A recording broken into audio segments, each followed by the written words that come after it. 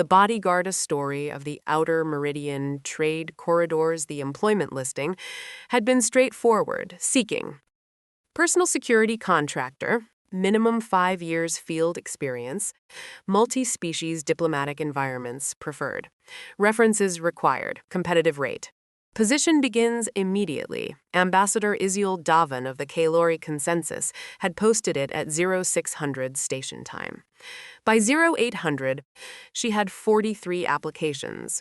By 0900, she had reviewed 37 of them, found them adequate in the technical sense, and rejected them all on the grounds that adequate was not what she needed. She was traveling to the Kreth summits. Adequate would get her killed. At 00912, the 44th application arrived. It was the shortest of the batch. No cover letter. A single attached document, a service record, 3 pages, heavily redacted, a photograph that looked like it had been taken against his will, a line at the bottom that read simply, rate, standard galactic scale, available, immediately, references, see attached. Note, I should tell you up front that I am from Earth. Yseult had stared at that last line for a long moment. She knew what Earth was, in the way most Kalori knew. Distantly, academically, the way one knew about geological formations that occasionally caused problems. A Class 4 death world at the edge of the outer rim. Tectonic instability. Extreme atmospheric variance. Multi-predator ecosystem with a documented apex species that had, improbably and against all reasonable expectation, developed tool use, agriculture, civilization, and then immediately weaponized all 3. Humans, they called themselves. She had never met one. She had hired him by 0930. His name was Declan Marsh. He arrived at her suite on Deck 7 of Cathara Station at exactly the appointed time, which she noted because most contractors arrived 6 to 10 minutes late as a power demonstration. She took inventory with the careful precision of a diplomat, tall by most species standards, though not abnormally so, broad through the shoulders in a way that suggested function over design. Dark hair cut close. A face that had been arranged by life into something between watchful and patient, an expression she associated with very old soldiers and very good hunters. He carried no visible weapons. She filed that under interesting and kept it there. Ambassador Davan, he said. His standard was unaccented, easy, the standard of someone who had used it for years rather than learned it recently. I'm Declan. I read your brief on the way over. The Kreth Summits. Sector 9, 4-day travel corridor, 3 days of negotiations. You've received 2 threats in the last month, both dismissed by Kalori Security as low credibility. You disagree. I do instinct, he said. Can I see the threat documents? She liked him immediately and didn't show it. The Kalori were, by galactic consensus, a beautiful species. Long-limbed, pale gold-skinned, with the kind of bone structure that other species tended to stare at, in the way that was technically rude but practically inevitable. They were also, by the same consensus, extraordinarily fragile. Fine-boned, low-gravity adapted, with a cardiovascular system that made high-stress environments genuinely medically dangerous. This was why ambassadors needed bodyguards. This was also why those threatening the ambassadors tended to be patient. You did not need to defeat a Kalori in a fight. You merely needed to arrange for the fight to happen at all. Declan had read all of this in the mission brief. He had also read the threat documents that Ambassador Davan's own security service had dismissed as low credibility and identified, within about 4 minutes, that they were neither low credibility nor the work of amateurs. These were written by someone who knows your itinerary, he said, spreading the documents across the glass table in her suite. The timing references in both threats correlate to a travel window that wasn't publicly disclosed until he checked the dates, 11 days ago, which means whoever wrote these had access to either your office, your travel coordinator, or the summit logistics chain. Yseult felt the familiar cold calm of being right about something she had wished she was wrong about. Kalori Security said the timing correlation was coincidental. Declan looked up from the documents with an expression she was beginning to catalog as polite disagreement. Kalori Security, he said carefully, may not have read threat documents written by humans before. She blinked. These were written by humans? The phrasing structure, the redundancy in the warning, saying the same threat 3 different ways in case you missed it the first 2 times, the specific choice of escalation language. He tapped the second document. This is a human writing in standard, and this, he indicated a specific line, is a human who has done this before. She was quiet for a moment. Is that a professional assessment or a cultural one? Both, he said. We recognize our own. They departed Cathara Station the following morning aboard a mid-range diplomatic transport, small enough to avoid attention, large enough to carry the 4-person Tsaelori staff that protocol required. Declan had spent the hours before departure doing things that Yseult observed without fully understanding. Walking the transport's corridors at irregular intervals, speaking briefly with the crew, examining service hatches with the focused attention of a person who was building a mental map of every space simultaneously. He slept for exactly 4 hours. She knew because she had not slept at all and had heard him moving through the ship at 0200 and again at 0500. On the second day out, she asked him directly, "Do you sleep lightly because of training or because of where you're from?" He considered this in the way she was learning to recognize as genuine consideration rather than deflection. Both, probably. Earth's not a place where deep sleep survives long. Everything that moves at night on Earth moves with a purpose, and the purpose is usually eating something. Your nervous system adjusts. The briefings describe your planet as a Class 4 death world. The briefings are conservative, he said, without any apparent emotion about this. Class 4 is the Galactic Annex's polite way of saying we don't fully understand how anything survives here. The answer is, badly and through extreme stubbornness. She looked at him for a long moment. You sound almost proud of that. The corner of his mouth moved, the expression she had filed under something that might become a smile if circumstances were different. Probably am, he admitted.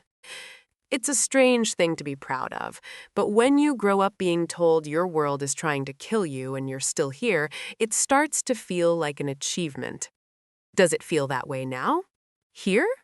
He glanced around the transport corridor, at the recycled air and even lighting and total absence of anything that could eat him. Honestly, it feels quiet. I don't entirely trust quiet. She found to her own surprise that she understood exactly what he meant. The threat materialized on day 3, which was also the day Declan had told her to expect it. He had not said, "I think something will happen on day 3. He had said, very quietly over breakfast, "Today is the highest risk window. We're past the last station waypoint and 4 hours ahead of the summit rendezvous. If I were planning something, today is when I'd move." And then he had eaten his food, a sealed ration pack from his own bag, because he had explained, with the matter-of-fact practicality of someone describing a weather preference, that he didn't eat unfamiliar food in unfamiliar environments until he'd had time to assess them, and continued reading. She had thought, at the time, that it was an interesting operational philosophy. By 1400, she understood it was a prediction. The first sign was the navigation system. A minor anomaly, a 0.3-degree course deviation, well within automated adjustment parameters, logged and ignored by the transport's system. Declan noticed it because he had been watching the navigation feed at intervals and had memorized the baseline. "We've been nudged," he said, very quietly, from the doorway of the bridge. "Whoever is on the other end of this didn't override the nav," they whispered to it. "Small enough to look like drift, large enough to add 40 minutes to our arrival time and move us through a sensor gap in Sector 9's relay grid." The transport's pilot, A Veth named Shori looked alarmed. That would require access to the logistics chain, Declan said. Yeah. Someone on this ship, or someone who was on this ship at Cathara, put something in the nav system. Can you restore to the filed flight path? I can try. Don't announce it over the comms, Declan said. Just do it quietly. He turned to Yseult. The look on his face was not alarmed. It was the opposite of alarmed. It was the expression of a person who had moved from the abstract category of threat into the concrete category of problem to be solved. She found it, in the circumstances, deeply reassuring. I need you to go to your cabin, he said. Lock the inner door. The manual lock, not the electronic one. Stay away from the external wall. If I knock, I'll knock twice, then once, then twice. If it's one knock, don't open it. What are you going to do? I'm going to go find whoever is on this ship that shouldn't be. What happened next, Yseult experienced mostly through sound and inference. She sat in her cabin with the manual lock engaged, back against the inner wall, the lights dimmed. Her own decision, instinct overriding the urge for visibility, and she listened. There were 4 minutes of silence. Then, from somewhere in the service corridor 2 decks below, there was a crash. Brief, violent, definitively the sound of something structural failing suddenly, then silence again. Then another sound she couldn't categorize. A door, she thought, and then something slower, deliberate, then nothing. 11 minutes after she had locked her door, there were 2 knocks. A pause. 1 knock. A pause. 2 more knocks. She opened the door. Declan was standing in the corridor. His jacket was torn at the left shoulder.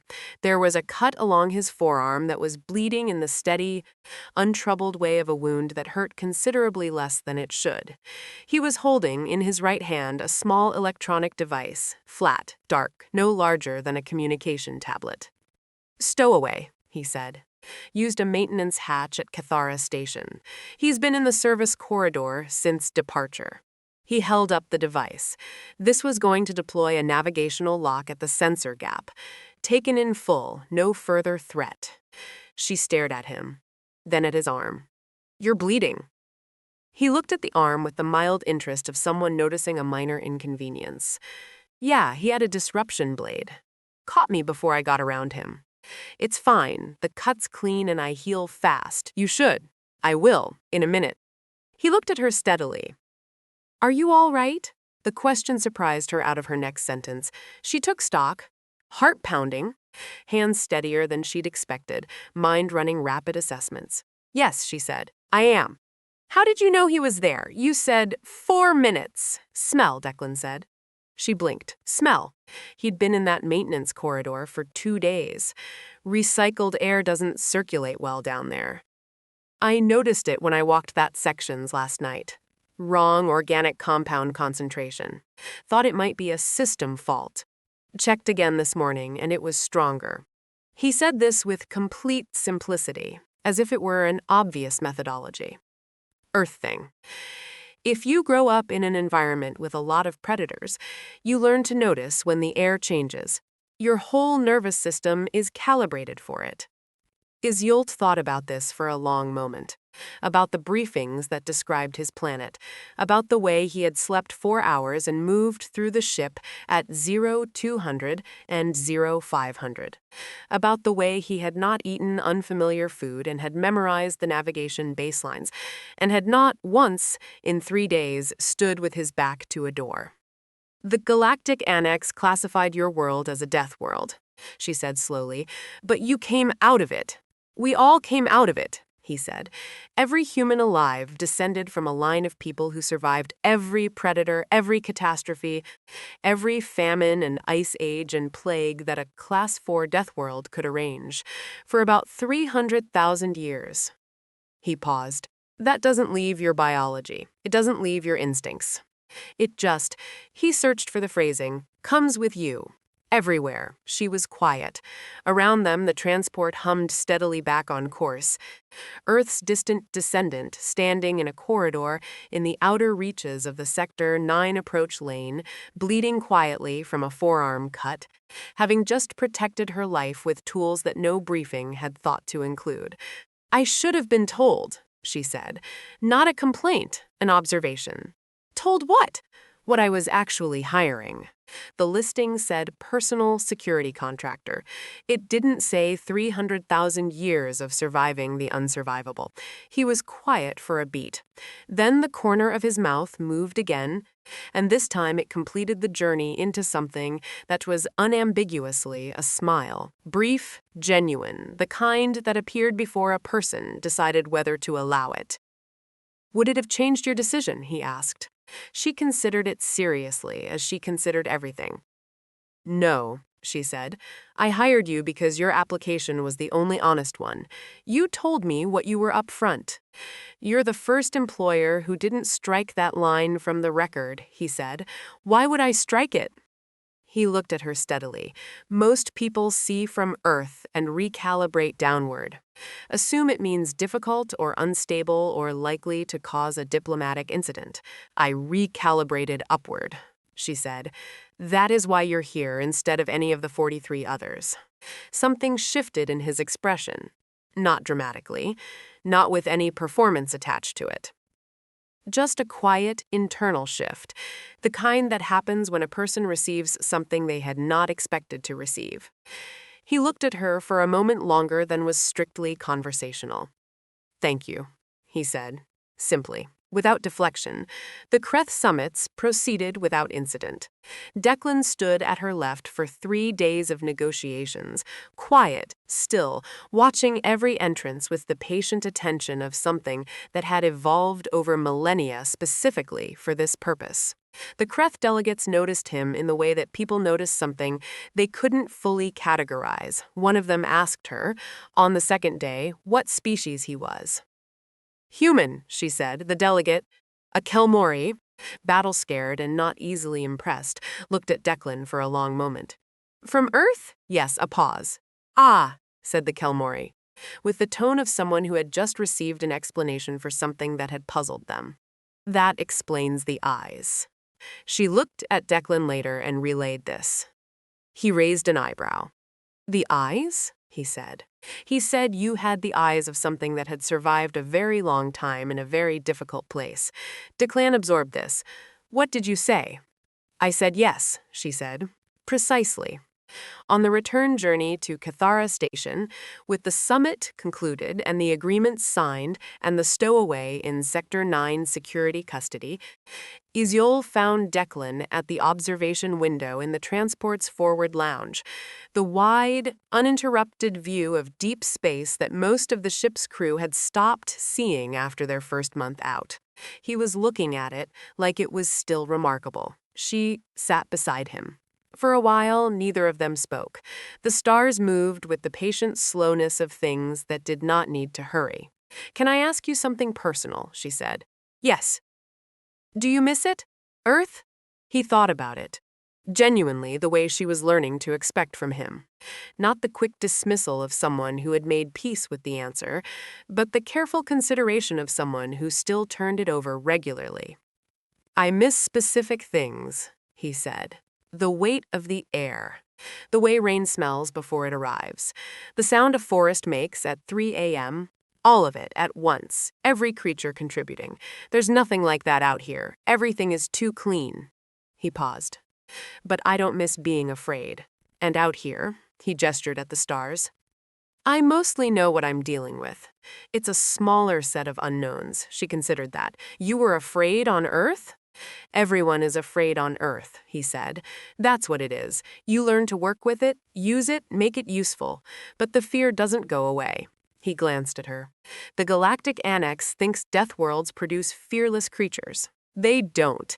They produce creatures that are very, very good at being afraid productively." Yseult sat with this. Outside the window, a distant nebula bled slow colors into the dark, crimson and violet and the particular blue that had no name in Kalori because there was nothing on her planet that color. Declan, she said. Ambassador. When the contract ends at Kethera, she said, I would like to offer you a permanent position as head of personal security for the Kaelori diplomatic mission, Sector 9 through 13. She paused. The rate is considerably above Galactic standard. The work is not always as dramatic as this week. Sometimes it is more so. He was quiet. You don't have to answer now, she added. I'm not hesitating, he said. I'm just. He seemed to search for the word, making sure I'm reading it correctly. You're not offering me the position because of this week. No, she said. I'm offering it because of day 1. When you sat down at my table and read the threat documents before I asked you to, and told me up front exactly what you were, and didn't perform certainty you didn't have. She looked at him evenly. Competence I can evaluate. Honesty is rarer. The stars moved outside. The transport hummed. Yes, Declan said. I accept. She nodded once in the way that Kaelori signified something settled, and then, because she was a diplomat and he was a soldier from a planet that had spent 300,000 years making itself into something capable of surviving anything, and because they were sitting at a window watching the universe in companionable silence, and that was in itself a remarkable thing, she said, Tell me more about the rain. And he did.